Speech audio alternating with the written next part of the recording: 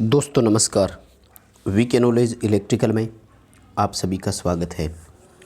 NCVT ITI का exam दोस्तों first year का अभी 15 मार्च से शुरू होना है। वर्कशॉप कैलकुलेशन के इम्पोर्टेंट क्वेश्चंस के साथ हम एक बार फिर उपस्थित हैं। साथियों, वर्कशॉप कैलकुलेशन एंड साइंस में काफ़ी इम्पोर्टेंट क्वेश्चन है ये, और आपको एग्ज़ाम में देखने को ज़रूर मिल सकते हैं। इसलिए आपसे निवेदन है, इस वीडियो के सभी क्वेश्चन को आप लास्ट तक ज़रूर देखना। हम कारण सहित एक्सप्लेन करके आपको उत्तर बताएंगे। जब आपको क्वेश्चन पसंद आ जाए तो वीडियो को लाइक ज़रूर कर देना। अपने दोस्तों को आगे इस वीडियो को फॉरवर्ड ज़रूर करना। हमारे चैनल पर आप नए हैं तो दोस्तों प्लीज़ आप चैनल को सब्सक्राइब ज़रूर करें। इसी तरह के नोट्स और अपडेट हम आप तक पहुंचाते रहते हैं। चलिए दोस्तों, आज के क्वेश्चन से शुरू करते हैं।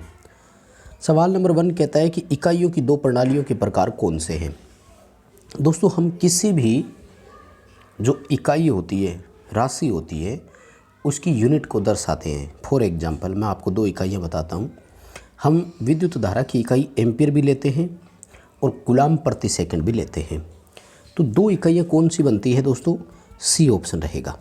एक तो बनती है फंडामेंटल और दूसरी को बोलते हैं डिराइव्ड।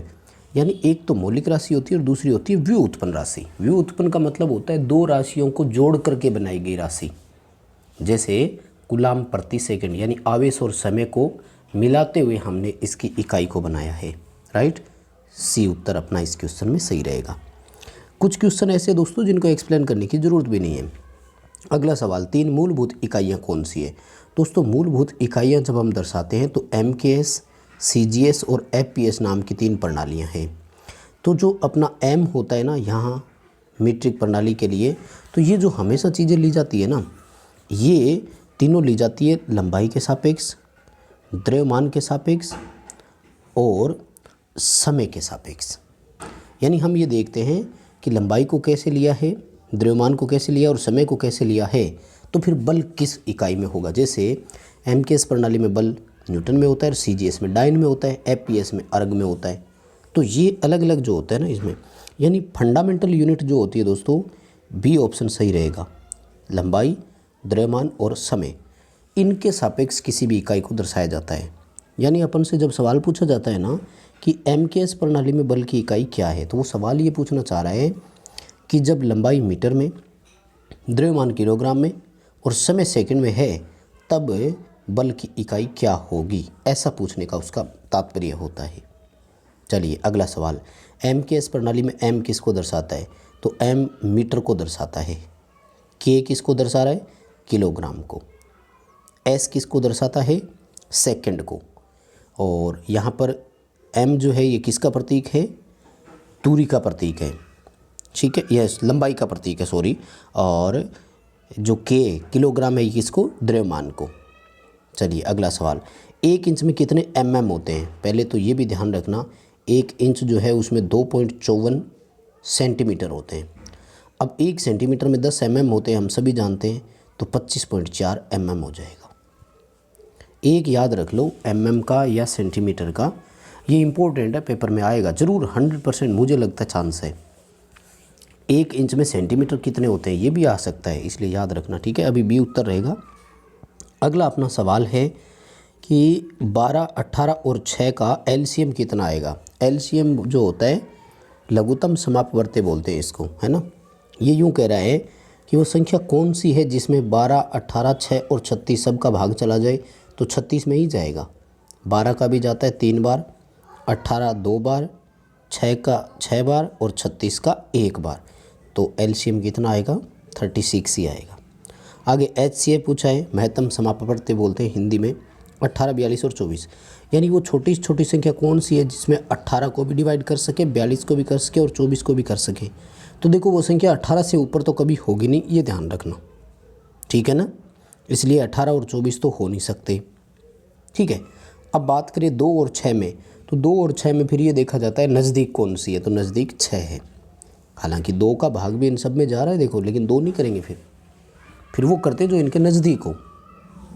तो 6 उत्तर सही रहेगा, क्योंकि 6 का भाग 18 में भी जाएगा, 42 में भी जाएगा। और अगला, दिए गए मिश्रित भिन्न में कौन सा अनुचित भिन्न है। अनुचित यानी जिसको भिन्न बनाने की ज़रूरत नहीं थी। तो दोस्तों इस क्वेश्चन में थोड़ा सा कन्फ्यूजन है। जो निम्मी वाले हैं उन्होंने इस क्वेश्चन का आंसर ए माना है, जबकि मेरे हिसाब से इसका सी उत्तर होगा। क्यों भाई?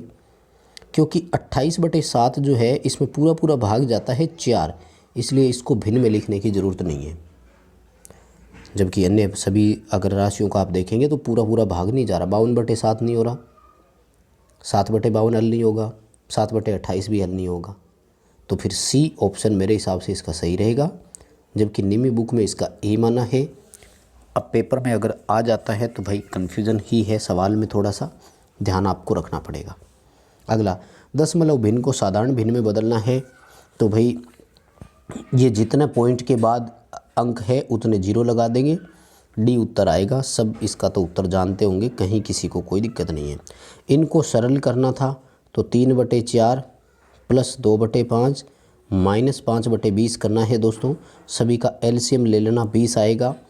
और इनको जब आप सोल्व करके देखेंगे तो ये आपका आएगा 15 प्लस 8 माइनस 5। सोल्व कर लेना, सबको पता होगा ना।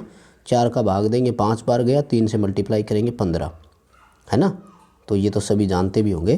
तो इसको जब आप हल करेंगे तो ये आएगा 18/20। फिर थोड़ा सा और डिवाइड हो रहा है, 9/10 आ जाएगा। तो बी उत्तर कर देना इसका 9/10। अगला सवाल कि डिवाइड कीजिए। भाई इसको भाग करना है। ये क्वेश्चन जिस हिसाब से मैं सोल्व कर रहा हूँ इसका आंसर प्रॉपर नहीं आ रहा, आप अपने हिसाब से इसको मिलान ज़रूर करना। डी उत्तर आ रहा है, 2 सही 2/3 इस क्वेश्चन का जो है वो आंसर इसमें दिया है। अगला सवाल, इनका गुणनफल कितना है? तो क्या करना है, पहले 5 और 3 को मल्टीप्लाई कर लो, 15 आएगा।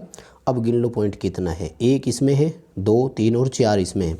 तो 4 का 0 बनेगा, बी उत्तर आ जाएगा। ठीक है, 5 को 3 से पहले मल्टीप्लाई कर लो और फिर जहाँ 0 छोड़ना है वहाँ 0 लगा दीजिए। इन सब को मल्टीप्लाई करके डिवाइड करना है, तो ये सरल आपकी कैलकुलेशन है, हो जाएगी। डी उत्तर आ रहा है 13.99। मिलान कर लेना भाई, ठीक है। हाँ, ज़्यादा हमें इसमें समय देने की ज़रूरत नहीं है भाई। इसको करना क्या है, पहले मल्टीप्लाई करना और फिर 6.5 का भाग देना, उत्तर आ जाएगा। कैलकुलेशन करके मैंने इसका मिलान कर लिया है, तो कहीं कोई दिक्कत आएगी नहीं आपको। अगला सवाल कह रहा है कि 225 मीटर लंबा तार है, 900 बराबर भागों में बांटा जाए तो प्रत्येक भाग की लंबाई कितनी होगी? तो भाई 225 में 900 का भाग दे दो, उत्तर आ जाएगा। जब आप मिलान करेंगे दोस्तों आंसर का, तो आंसर आएगा 0.25 मीटर। ठीक है, ये हो गए 13 क्वेश्चन अपने इस पार्ट के। अब मॉड्यूल सेकंड स्टार्ट हो गया भाई। हालांकि ये आसानी है, इसमें पूरा है, प्रतिशत और वर्गमूल का टॉपिक है ये। 529 का वर्गमूल पूछा है, तो दोस्तों जब आप निकालोगे तो ये 23 का आएगा। वैसे देखो 13 तो 169 का है, ठीक है, और 44 और 33 ऊपर चले जाते हैं। क्यों? क्योंकि 25 का 625 होता है, हम सबको याद है, फिर 23 ही बचता है। देखो ऑप्शन टाइप क्वेश्चन को आप ऐसे भी सोल्व कर सकते हैं, तो थोड़ा सा आप तरीका लगाओ तो हल हो जाता है। आगे देखिए, इसका वर्गमूल पूछा है दोस्तों। ये किसी संख्या का वर्ग है, ठीक है ना। तो जब आप इसका वर्गमूल निकालेंगे ना, तो वो और पॉइंटों में चला जाता है। आपका बी उत्तर यहाँ पर रहेगा, 0.001 आएगा। दोस्तों इन क्वेश्चंस को रट्टे मार लीजिए, जब भी इस तरह की संख्याएं दिखे तो वहाँ पर सीधा सीधा उत्तर कर देना, कहीं कोई दिक्कत नहीं आएगी। पेपर में क्वेश्चन देखने को ज़रूर मिल सकता है, सीधा सीधा इसका उत्तर आप कर देना, ठीक है ना। अगला सवाल, 80 का 20 कितना प्रतिशत है? ठीक है ना, सवाल पूछने में थोड़ा सा फर्क रख दिया। 80 का 20 जो है वो कितना प्रतिशत है? देखो भाग दे दो भाई, 80/20 करो, कितना आ रहा है? 4। इसका मतलब 100 का चौथा हिस्सा, 100 का चौथा हिस्सा बोलें तो 25%। ठीक है बस। और नहीं तो निकालना चाहो तो पूरा तरीके से निकाल सकते हो कि माना कि x प्रतिशत है, तो x/100 × 80 बराबर 20 होगा। ठीक है, जब आप डिवाइडेशन करके भाग करेंगे तो आपका ये कितना आएगा? ये आपका आ जाएगा कि 20 × 5/4। ठीक है, तो जब आप इसको देखेंगे तो 25% ही आएगा। कैलकुलेशन करके कर लेना मिलान, कोई दिक्कत नहीं है, हो जाएंगे सभी क्वेश्चन। आसान से ही है, साधारण मैथमेटिक्स है जो 10th में आती थी। 40 किलो का 8% पूछा है भाई, तो निकाल दीजिए 8/100 × 40। ठीक है, तो लगभग आपका 3.2 किलोग्राम आ जाएगा। आसान से ही है, इन क्वेश्चन में तो आपको कहीं कोई दिक्कत नहीं है। आगे कह रहा है कि 52% को भिन्न में बदलिए। तो प्रतिशत हटा दीजिए भाई, प्रतिशत हटाओगे 100 का भाग दे दो 26/50 और भाग कर दो 13/25। ठीक है, भिन्न में बदलना है, प्रतिशत हटा दो 52 के बटे में 100 लगा दो, फिर दोनों को 2-2 से डिवाइड करेंगे, फिर दोनों को 2-2 से और डिवाइड करेंगे। ठीक है, यानी सीधा चाहो तो 4-4 का भाग दे दो, दोनों में एक ही बात है। सी उत्तर आपका यहाँ पर सही होना चाहिए, आप भी मिलान जरूर कर लेना। 0.456 को प्रतिशत में बदलना है, तो इसको प्रतिशत का मतलब होता है प्रत्येक 100, यानी इसको 100 से मल्टीप्लाई करना है, तो कितना बनेगा 45.6%। भी सीधा सा है, 100 से मल्टीप्लाई करोगे 45.6 आ जाएगा। आगे सवाल पूछा है कि x की स्क्वायर में 6 की स्क्वायर जोड़ें तो वो 10 की स्क्वायर के बराबर बनता है। देखो 10 की स्क्वायर 100, 6 की स्क्वायर 36, मतलब हमें इसमें कितना जोड़ना है 64। ठीक है भाई, 36 में 64 जोड़ें तभी तो 100 आएगा ना, तो 64 का अंडर निकाल दो, कितना आएगा 8, यानी 8 की स्क्वायर और 6 की स्क्वायर दोनों की जोड़ेंगे तो वो 10 की स्क्वायर के बराबर होगी। राइट, सी उत्तर यहाँ पर आपका सही हो जाएगा। तो बस दोस्तों यही थे आज के हमारे 20 क्वेश्चन, बाकी और क्वेश्चन आपको अगले पार्ट में करवाएंगे। वीडियो को लाइक ज़रूर करना, चैनल को सब्सक्राइब ज़रूर कर लेना, अपने दोस्तों को आगे इसे फॉरवर्ड ज़रूर करना।